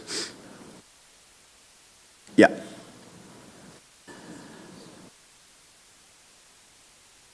Yeah. Take out the notes, that. Just go option 3 as the preferred option. Oh, yes, you might. Oh, yeah, go option 3 as the preferred option, so takes out notes that. Oh. That council, take out notes, sorry, that.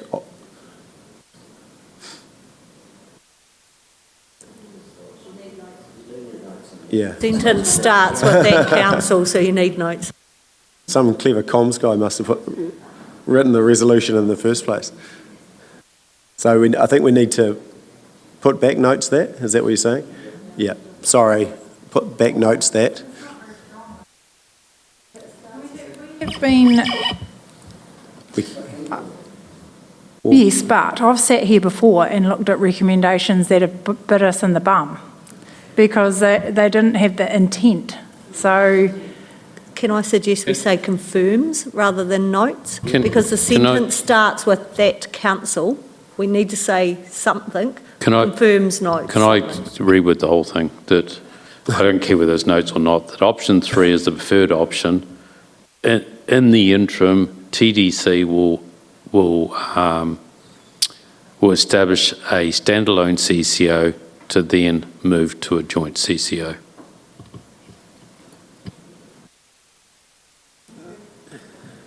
It's a way forward. Yeah, well, we can do that with what we've You're got. merging the two of them together. I don't- Option we 3 is can- preferred. I think you keep them as separate. So with 3, Alicia, approve the establishment of Timaru District Water CCO for include either standalone or joint. Is that the language? Yeah. So either standalone or joint in 3. And then, Stephen, you can dissect. Can I add a recommendation from the lawyer saying that they need to be willing partners and subject to due diligence? Define willing. I will do it. No. Yeah, we will get Elliot's. Elliot, do you want to jump up, actually, just so we get this right? Please, thank you. Yeah, well. I just have a question around constitutions and alike. For a single CCO, that would look very different to a joint CCO. So I'm just struggling to work out how that encourage our neighbours in. Can we not do it as a joint CCO with us being the only partner to start with? Does that make sense, Elliot? It does, but it's not legally, it's not in accordance with the legislation. The legislation is pretty clear that a joint CCO's got more than one. Yep. There is a lot of templates available as well from DIA for setting these up. Yeah, my point is I don't want to spend a whole lot of money in a constitution that we say we're going to send round and it encourages others to join us, but it won't, because it'll be quite specific to a single organisation. So I'm just trying to get my head around that.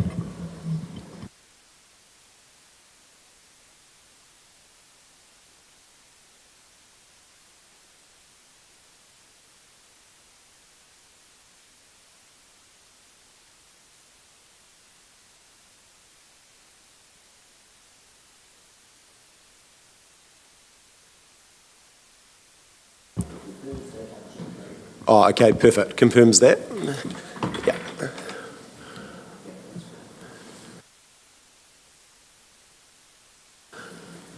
Okay, so then take a minute to dissect those and then we'll just go back to the 4 and 5 as well. Sorry, and Nigel, there might do be we- other things that we want to add. I was Yep. going to, do we still have recommendation 5 and 6? They are still there, I think. Because one of them's about the stormwater assets. Yeah. Yeah, so they're still there, aren't they? Yeah. I just, we kind of talked about this last night with recommendation 5, and I'm not sure you can do this without willing partners, but I'd like to add in there through the establishment of a joint council governance and management working group. So it kind of formalises that, because as we talked about last night, I just think ongoing engagement is just 20 conversations at a conference, meetings up here, and it doesn't seem to go anywhere. No, totally. And I get that we can't do that unless other people want to join it, but if they don't want to join it, they're not going to join our CCO either. But the only other word I would remove out of there is we've got neighbouring councils. I would put other councils. Yeah, and I think that's what the consultation, it's in line with the consultation. Yeah, I've got the same note, formalise the continuance and of governance engagement and officer engagement, yeah. Yeah.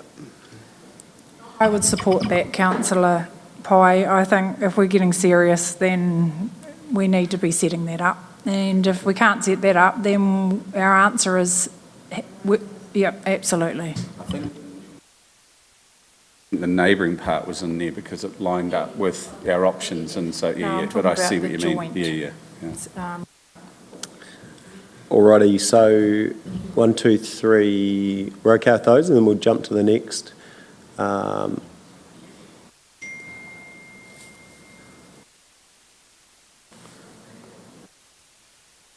that... We're taking out, neighbouring, aren't we?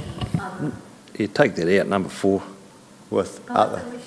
Well, No, it the needs to- council officers are not the best ones to do that, quite frankly. It's got governance, and you need both there, because I've heard stories of governance hearing one thing and officers saying another thing, and it's best if they're all in the room. Not in this council, just to be clear. No, I agree with you. I believe that's been a breakdown again across other councils where they not, the dialogue's not open. Yeah. So do you want to give some wording for that, Michelle? I had noted endorses the continuance of governance and officer engagement with other councils through the establishment of a joint council governance and management working group to progress further establishment and implementation of a joint blah, blah.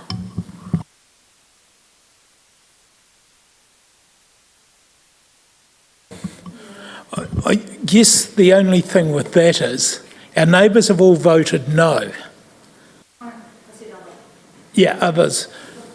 Yeah, but do we need to be that formal?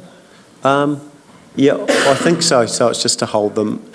I think the formalisation is because, I've had some Waitaki councillors reach out to me and say, we didn't realise that you were open to working with us. It's like, well, we've always been open, but the door's been closed. And so and that formalises those conversations at a governance level so that information's open and clear, I think.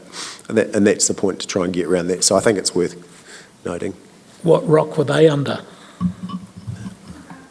I do agree. I do agree. Yeah. Councillor Piddington, this is our opportunity to send a signal. And in our recommendations, I think we need to be strong. Yeah. Look, I mean, going back over a year, we had the 5 councils in this room, and then they quickly jumped off, and there was, various amounts of control over some of those governors, unfortunately. So, in my view. So, that's good. So have a read through 4 and 5, team, digest that, and then if there's anything else in your notes that you'd like to see as recommendations. Oh, sorry, Elliot. No, yes, I'd legal. like to give you a little bit of advice, but Yes. it's on the earlier slide, so... Oh, yeah. So have a look at 4 and 5, and we'll come back to 1 till 3. Elliot will just advise us on that. Thank you.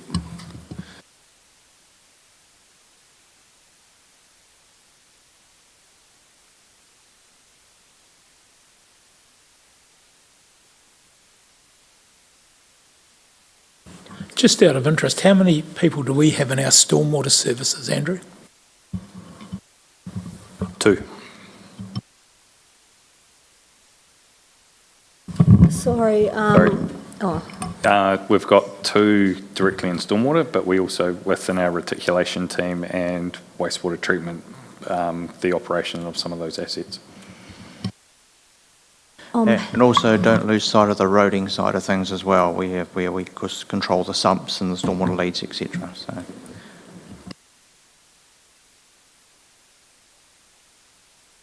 I'm in support of the officer's recommendation here. My only concern is what if that becomes a deal breaker to a joint water services controlled organisation? Is this resolution, it's probably an Elliott question, going to trip us up where we've said they have to be in-house even with the joint water, and then we get down the track and in our negotiations with our imaginary friends, they say, no, to do this we all want to put stormwater in? You can mix and match. The legislation is very clear that you can mix and match the different services that are brought in a what WS5 is not a barrier to that. So is there another question over here? And then we'll go back to 1 to 3 for Elliot to just advise us on. No. Okay, let's jump back. Thanks, Alicia. So Elliot, floor is yours. Thank you. Just reflecting on comments around retaining local decision-making here, and noting that the report does, in a couple of paragraphs, identify the Crown's powers to intervene. I think it's important to remind you all that once you have it in a WSDP, you need to implement it. Failure to do so gives the Crown a factual basis to intervene. I'm a little bit reflecting on recommendation 3. It's quite specific, and I think that actually when you look at what a WSDP is legislatively required to provide in respect of the proposed model, the legislation is actually more flexible than we've recorded it there. So the legislation requires us to put in the WSDP the anticipated proposed model or arrangement for delivering water services, including whether or not the territorial authority is likely to enter into an arrangement under Section 10 or retain in-house. So we've got a pretty black and white kind of type of resolution there, and I think that there are more artful ways of constructing a WSDP's intention of the future model to preserve Timaru District Council's ability to implement that without then being held to have failed to implement the WSDP. So that's the sort of the context there. What that means for the resolution, though, is something I'm still working through in my head. And it was and to be obvious, that was one of the intentions behind the recommended resolution around due diligence and willing partners was an explicit sort of indication that that's the premise for a joint CCO, and so it's building in that expectation. Yeah. So would you like to jump on the keyboard at the back and? Would you not be better to just say to establish a standalone Timaru District Council CCO with the ability to accept partners or whatever? This kind of comes back to the implementation plan, which is actually the beefy bit and the bit which everyone kind of cares about and which we should be held to account on, rather than the sort of the end state. And that's stuff that we're working through for delivery on the 25th of August. So I think my instinct here is to perhaps be a little bit clearer that the way that this intention is reflected in the WSDP is a little bit more open textured than that's what we're doing from day dot. So what do you recommend? Yeah, I know. I would like to be able to give you the words right now. I'd be taking personally, I'd have approved the establishment of a joint or standalone water services CCO, full stop, because you don't need to put for inclusion in the water service delivery plan, because the water service delivery plan stands on its own merits. Yeah, there could be options for implementing it that come to you for the 25th. So the WSDP has a number of different ways of getting to that first sentence. So yeah, we break the resolution. Yeah, so do you need to add anything? As Elliot says, it's more applicable to the implementation plan about how we do that. Yes. Yeah, which is part of the WSDP. So if we throw a full stop in the middle so that the WSDP does not have to include the establishment as a, I'm going to end up sounding like we're walking it back. So it's they're more almost about the two- way that you lead into it. So they're two separate resolutions. Let's carve them out, eh? Yeah. Yeah, Okay. so we'll have Try three through to,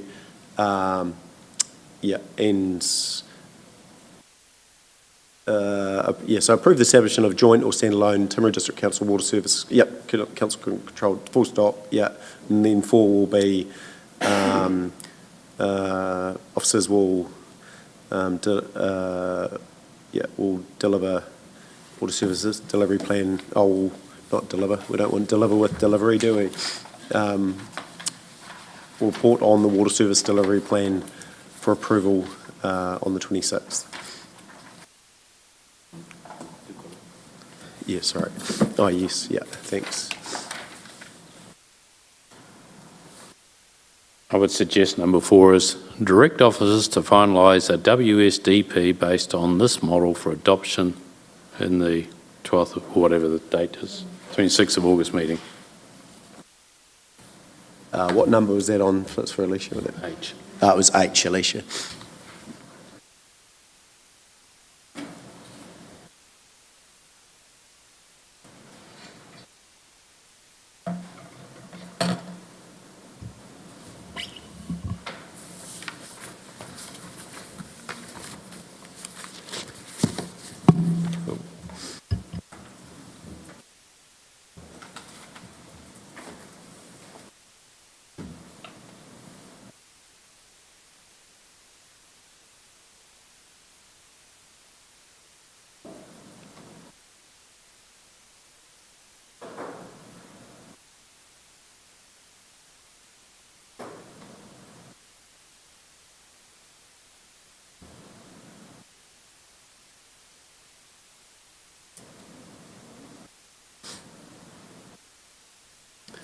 Cool. So, Marlon, you're thinking across those, you're relatively comfortable with. I reserve the right. No, they're fine. They're fine. No, that's great. Good on you. Okay, so let's just have another reflection on those, and then we'll scroll to the next one. 4 probably should be the last one. Yeah, 4 probably should be 5 in theory. The last one is the last one.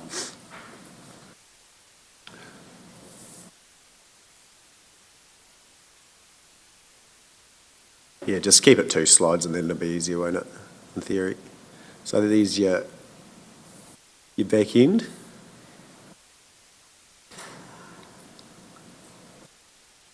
Yeah, Councillor Piddington. Sorry, just on number 5, why do we have to do that?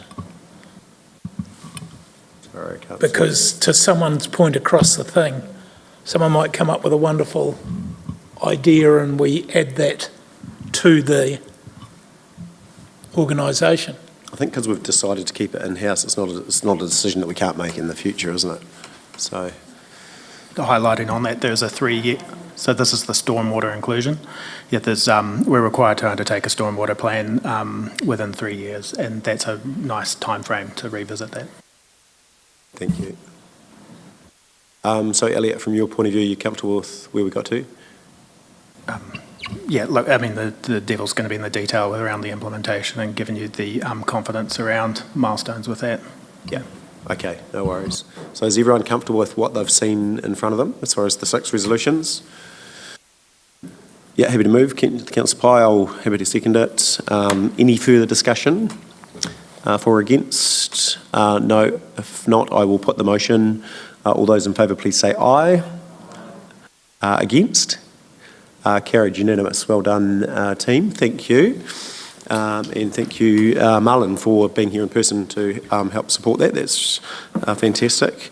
I'll just keep us going, just conscious of time. So we've now just got a couple of wee items. There was Strathallan Corner update, Andrew, if you could do that, and then also the lift update.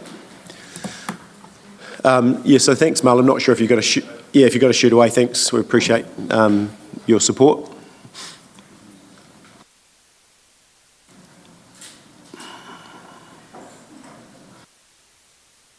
Welcome, Andrew and Rosie. Guys. Thank you, Your Worship. So I think there was the two matters, firstly Piazza Lift and then the Strathallan Corner. I'll just address the Piazza Lift one in the first instance. So we had it all planned for commissioning last Thursday. Unfortunately, the commissioning failed. In short, the pressure in the oil was exceeded the threshold, which tripped it out. So what we believe has happened is that because the ram, the seals and the hydraulic oil has all been replaced, all been renewed, the seals themselves are a little bit tight inside the ram, and it just needs some extra pressure really to get it moving. So that is planned to happen, but unfortunately I can't give you a date because the project manager concerned wasn't in the office at the moment. So, but it is happening and we will get this thing running. In regard to the Strathallan Corner, I'll probably pass you to Rosie because she's been mostly involved in that, and I can add anything. Sure. Councillor Piddington, I think you had a couple of queries. One of them is fairly straightforward. You had a question about the light pole sculptures or structures that are indicated on the plan. So your first question was whose idea were those?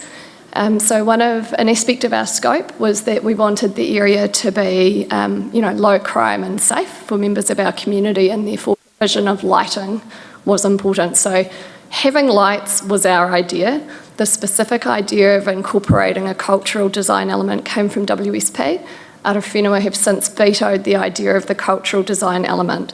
So what you'll see are some structures which will have lights attached to them, so they'll have a functional purpose. And we've also asked that design of those structures, that there is the ability to attach other items to those poles. So for example, if you have a community group that may wish at some future point to attach shade sails or something for performance purposes, they could do that. But they'll be purely functional when they are delivered. I think the other question was when you would see the design of those elements. So it is still being finessed between WSP and our project manager, and the reason for that is because that original concept, while the final design is going to look really, really similar, except for the flipping of those terraces, as the engineers involved have looked more closely at the site, the impact of both the slope and the very small footprint have meant that it's a more complex matter than hoped to achieve the gradients for accessibility and to fit all of the desired components in. They are almost there. And obviously we've kept momentum up on all those elements which aren't dependent on the final details. So things are still progressing. But again, it's the same project manager, so I haven't got a date for you today. But you should have that design very shortly, and it should look very like what you've already seen, except that the exact location and placement of the ramps has been finessed to the millimetre. Councillor Scott, then Councillor Parker. I'm struggling to understand why we're making so many design changes when we've already signed off on something. What are the cost implications to all these changes? Why are we making significant changes into a project when it's already underway? This is in the paper every week, and I can see why. So why are we making changes? What are the costs to these changes? And why don't we start a project like it should? This is what we're going to do, and this is what we're getting at the end. What the heck's happening in between here? So that's a great question. The very short, plain English answer is that what we approved in February was a picture, and it didn't have any dimensions or levels on it. So that's where, as they've actually got into the site and identified, the exact height, for example, of the underground chamber, that was the reason for flipping the terraces, but there's no inherent cost implication of that. So it's all very well to draw a ramp curving nicely through the site, but actually exactly how long does it need to be and where does it stop and end to achieve the gradient? That's what's being finessed. So then how did you come up with cost? Did someone just pluck it out of thin air and go, oh, that's what it might look like? So, Because if you had a design, that would have been cost, and you're working towards that. So now someone's actually done the detail on it, so more costings would have been done. So where are we at? Yeah, the design changes are fairly minor changes and haven't really impacted the cost too much.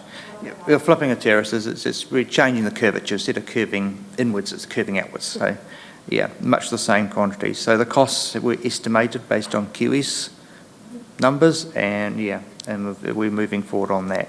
We've also been getting some pretty good prices from contractors as well, and so demolition costs came in under budget. The toilet installation is also coming in under budget. So, Councillor Parker. Thank you. At our last Infrastructure Committee meeting, we were told that it was going to be completed at the end of July. We're the 22nd of July today. Any comments? I was very optimistic. We have unfortunately had a number of challenges. We found some cabling that's under the Strap Allen corner there the other day, which no one knew about. They're Alpine cables. They didn't know about them either. So there's a number of challenges. It's a difficult site to work with. But yes, so a little optimistic, I have to confess. But we'll get it done as soon as we can. But work is progressing. Do we have a new date? I'll have to get you that. So, Councillor Piddington. I had a look today. That slope from the top corner by the ANZ is quite high. I'm worried by the time we put a width in for a wheelchair, we're going to zigzag down and take up half that site. Or is that not the case?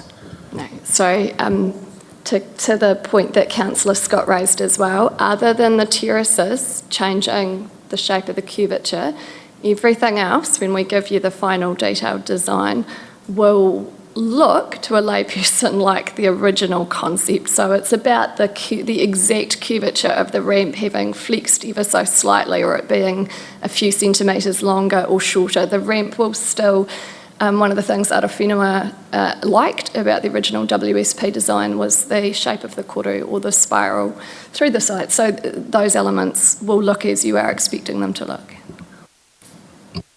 What you're trying to say, that they will meet all the regulations for accessibility? They sure will. Yeah, I gave John a ring, John O'Nelson a ring this morning, and Rosie's meeting him today. So the width and etc. and the dimensions standards of those toilets is the same as some of the ones we put in recently, such as Anzac Square. So Rosie, thank you. You're meeting with John O tomorrow to go through that. So that stuff all meets the requirements as it should, with a sort of off the shelf sort of model, I guess. So thank you for doing that. Anything further, team? Otherwise, I'll close us off.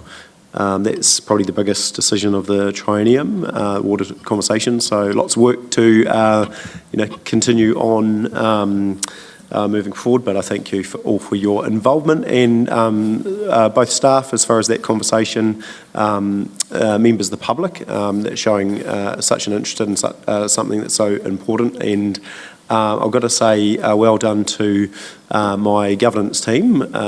This is a model that, I've seen other governance teams across the country that have just not put the effort that you guys have into this really, really important conversation. So thanks for just having that high standard of governance. Really appreciate that work. Councillor Piddington. Sorry, just while you're there, Rosie, our wayfaring sign, when you look at it from the north facing, has spots in the bottom. It looks as though the screen is knackered. So if you look for the detail, you can't see it. I can forward you photos, but it looks as though the display is knackered. So just so you know. And it's been like that for about 2 weeks. There's permanent spots. Sorry, Councillor Piddington, which sign and which location? Stafford Street, the big flash one we put in not so long ago. Oh, yeah, okay. So if we could have it fixed at whoever's cost but ours, because it hasn't worked. Councillor Shannon. Yeah, just very quickly, I just thought that it should be acknowledged as well, the work of yourself, Mayor Bowen, Councillor Piddington, Councillor Booth, Councillor Parker, Councillor Burt, for enabling us to make this decision on behalf of our community today, because I know it was largely due to yourselves that pushed back against the previous iteration of water plans, that we had the ability to be here today with local engagement to discuss and make a plan for ourselves. So well done. Cool, thanks, Councillor Shannon. Alrighty, enough, yeah, that's all a bit fluffy, isn't it? Right, okay. Meeting adjourned. Thanks, everyone.